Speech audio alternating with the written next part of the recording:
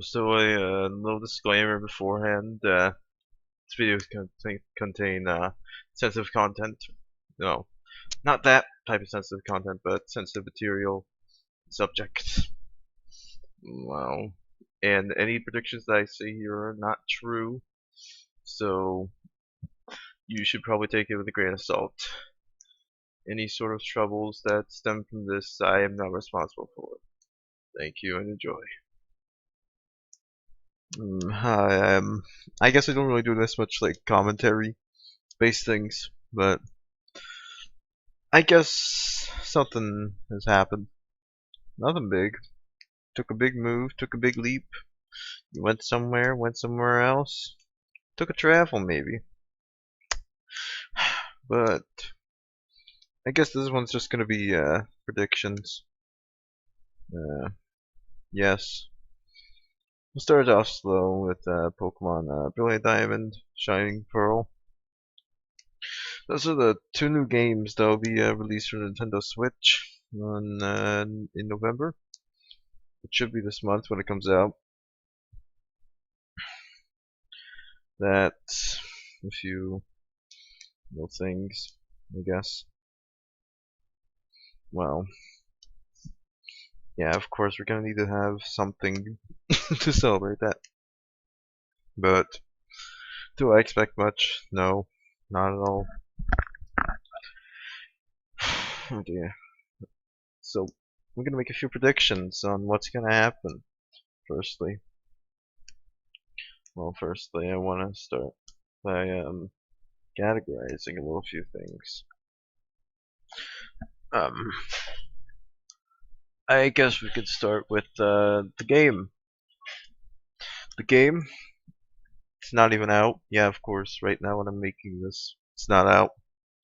But my prediction is that the we're gonna have something special for the legendaries, which will be the legendary exclusive, or something's gonna happen with Giratina.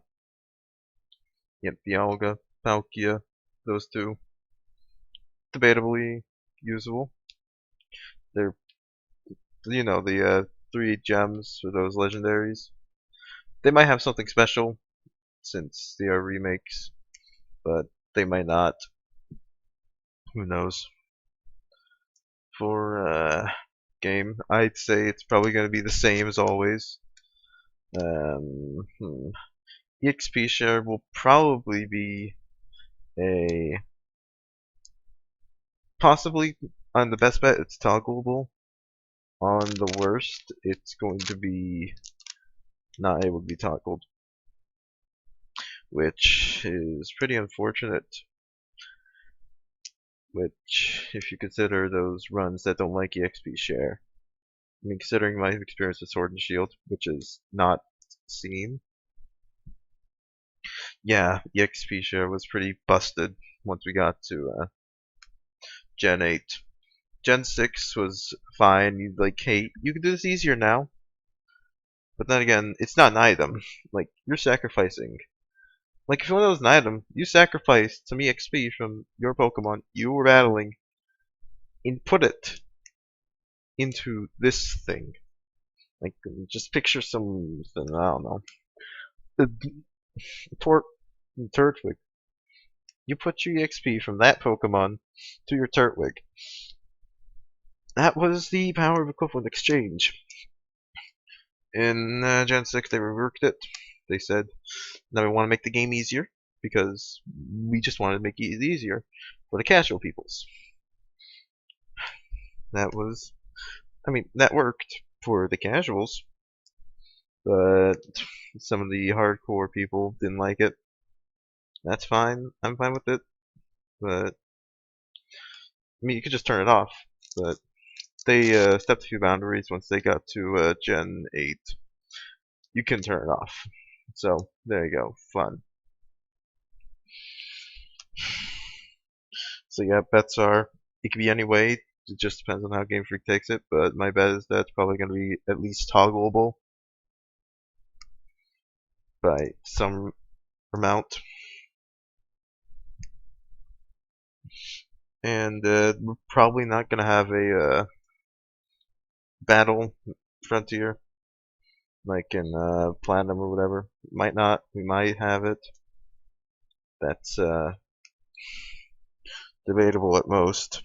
Like back in the other days, we just had a large house.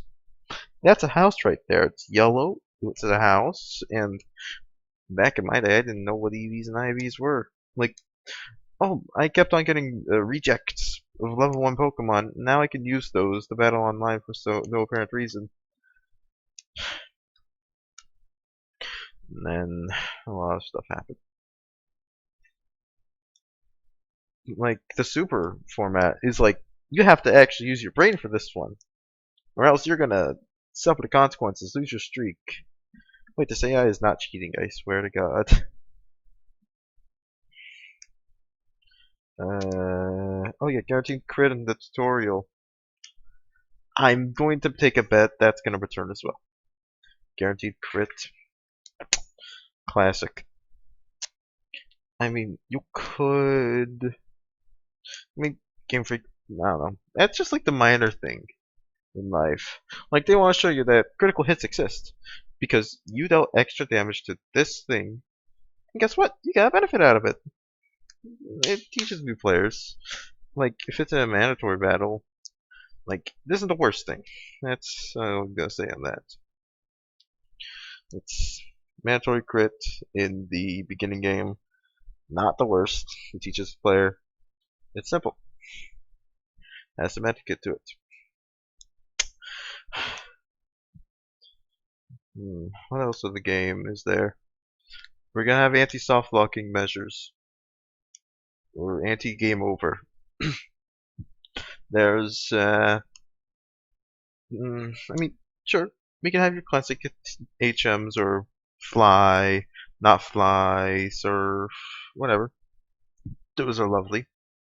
Like, they bring HMs back, that's fine. But it's always nice to have an alternative to where you can just bring the bird and say, yeah, can I fly here, please? I don't want to be stuck on this island with my single Magikarp that I can't even trade away. Plus, I don't have any Pokeballs or money. So I have to battle the Elite Four, which is the most improbable thing in the universe. Call that theory crafting. I mean, you could probably get the few items. Maybe there's probably a provider. Who knows? But the Game Freak's gonna have the edge. Wait, is it Game Freak anymore? Who knows? They're gonna take notice of the soft locks and then cut them off. So, that leads me to my next thing. Glitches. Void glitch is gonna be patched. That's most certainty. If it isn't, and it's just a relic of the game, well, kudos to the Void glitchers. Which, congratulations, Void glitchers. You won very nicely. Others, such as the Japanese exclusive Surf, they might be glossed over if there's, they just forget. But, hey, they're probably going to patch it too because it was a major glitch in the Japanese version. Like, you can do this on the English versions or the other versions. Like, that was special to Japan. They're probably going to cut it off because it's not really because of its regional exclusivity. It's more because it was glitch to break the game. You could find the events Pokemon. So yeah, patched. And post game, I'm thinking it's gonna be a little bit more like Platinum for post game. Considering I haven't even beaten Platinum, that's saying a lot. But bets are potential, and that's. I don't know if there's anything else. The wild encounters, the roaming encounters, I bet will probably be gone because they were tedious. Though if they want to, they could just have them. It'd be evil, but it's the original to the games, and that's what something is, right? Lovely. Customization is always nice because now we can make ourselves unique. Not just some that guy with the hat and the blue jacket and the black pants. Let me just recall who was that once again. Oh, and they had red. Yeah, yeah, they had red. Who was that protagonist right there? Like, you need a silhouette for that, not color. Like, you need. You can't describe it in colors. You have to describe it in the silhouette. Has a bag, is pretty upright. His hands are below his head. Yeah, give it a little bit distinct. That's gonna help. But then customization, it's more visual than anything else because now I get to see who is this. Is that a hat? No, that's not a hat. That's not even a hat. There's no hat. More distinct character. It's always nice. So yeah, customization isn't gonna play the biggest role, but it's gonna play a role in just giving our character player individuality. Lovely. Then that leaves me to what else is there? Team Galactic, same as always. The distortion world, since it's probably gonna be more like Diamond Pearl, they probably will cut it out. So perhaps they could leave it. They could take the platinum route, give it there, give it the platinum distortion world, give it your special. I mean, you did need Surf, I believe, and we all know that if you needed TMs to progress, and you're in the distortion world, you don't have your TMs, you just gotta go back, or I don't know. I don't remember it well, but and I think you have to like go back, get your thing, do the thing again, do it all over, and weird distortion. The Switch could definitely handle that. The DS could definitely, 100%. But ow, that was a thing for the DS, and it was lovely. So I guess that's all for the games aspect. I'm gonna take a poke here, not in anyone in particular, but I'm just gonna say a few statements regarding YouTube. Let's start. There's gonna be a long play video of the game. Guarantee it. Like a few weeks after its release, long play. There is one video of a long play. Guarantee it. 1000%. There's uh There's gonna be episodes persons releasing the previous episodes. There's gonna be people playing the previous game because it's nostalgia, or they can't record the Switch version because no, it doesn't work like that. They need to get the capture card. They have to capture the footage. What else? There's gonna be maybe that one guy that's been uploading like every single day to upload snippets and snippets and snippets all at once. Take a bet. Could be anything. Could be you. Could be me. I don't actually know that. Then there will be the glitch hunters who will try and exploit the game, figure out what can I break, and see if it works or not. Like some weird mechanics in this thing leads you clipping in walls for some no apparent reason. Entirely logical. Yeah, shall be expected. There's gonna be some save resetting, which isn't the worst thing. Don't like if you want to play with just like a normal person would, praying to RNGesus that you get lucky. I mean, it's not the worst thing. Then yeah, there's gonna be anti-save scumming mechanics, of course. Like you have to save or you don't get the items stuff. So now it's all RNG. Get lucky, get tricky, get eh. Yeah. That there's gonna be somehow a notable amount of drama for some reason coming to people playing the game. Yes, that is a personal bet. Someone's gonna do something stupid, and then the whole internet is going to explode over it. Like, oh, YouTuber here does something, calls out person, entire internet goes insane. It's literally the entire thumbnail. Picture of Pokemon over there. I'm thinking, no, I'm thinking Raikou. Just picture Raikou in there for some reason. I don't know. If there's any YouTubers with that profile picture, then sorry. Then, speaking of which, I did see that one news article about Metroid Dread, which, oh, the game is running smoothly if you're on a computer. I saw that. So someone in this universe is going to rip the game itself, and then they will, then they're just gonna play it on their Yuzu, and yes, they're gonna have the higher quality graphics and all that, and then people are gonna pirate it, and the whole shebang is going, and Nintendo's losing dollars.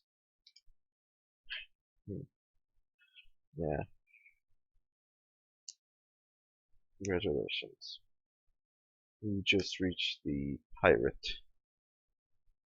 There are no pirates in Diamond, Pearl, or Platinum, unfortunately, so I can't make a pirate joke. But there was that one ship in Black 2 and White 2. So, Team Plasma is just that.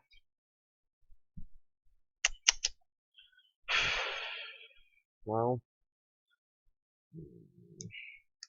well, I got to have that off my chest. Off a few predictions and off a few guesses, bold assumptions, I guess. And then everything is just gonna go full circle. This gets uploaded.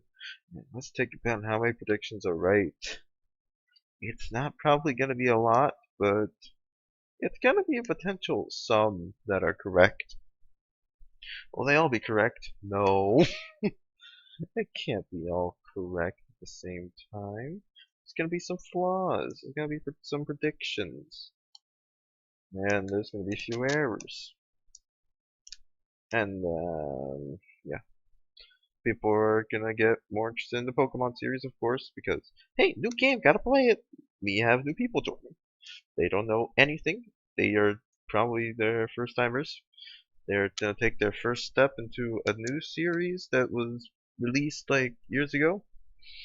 2000, I forgot. 7? Yeah, pretty long time ago. Oh, that was 2007 or 8. I don't know. So we have those guys from 2021. They get introduced to the game, new Pokemon, new stuff. That's a thing right there. And then we're gonna have the old people returning. Like there's the casual. He just plays them all. The professional. There's gonna be that guy. Yep. And then there's gonna be the speed running.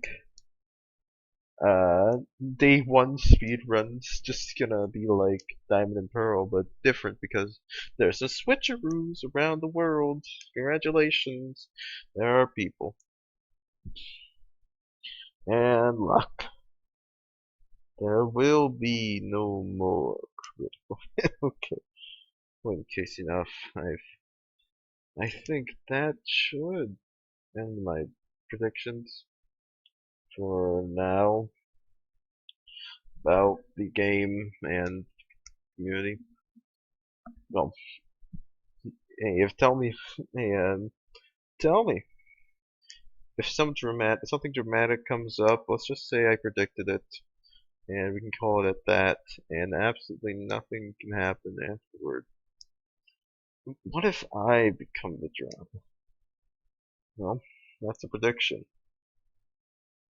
Yeah. I don't want to do that again.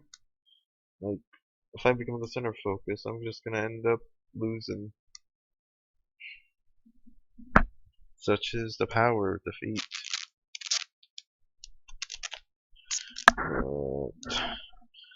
I don't think something like a video could like change the world.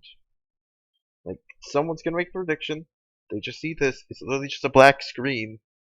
It's the entire thing, and just some guy talking with no footage at all, whose main expertise is literally any other game that is not Pokemon. Talking about Pokemon and potential threats. Uh, I think the biggest one would be the mentioning of Yuzu and the computer. I mean, hey, you should, if you can, do support your developers. Buy their games, buy the products, buy the merch. Give them a good review on the Yelp and Amazons and the actual game itself, if you can. No. So I won't promote again. I won't promote it. People will be doing it. So expect that to happen in the near future. I think that wraps up about everything I could say. So I'm just gonna get to the point. Let's just. I'm gonna close it off and get a few expectations. They aren't anything valuable, but let's just say November is gonna be eventful. That's not for well, November and December. It just depends on how much I can take of my brain. But until then, ciao.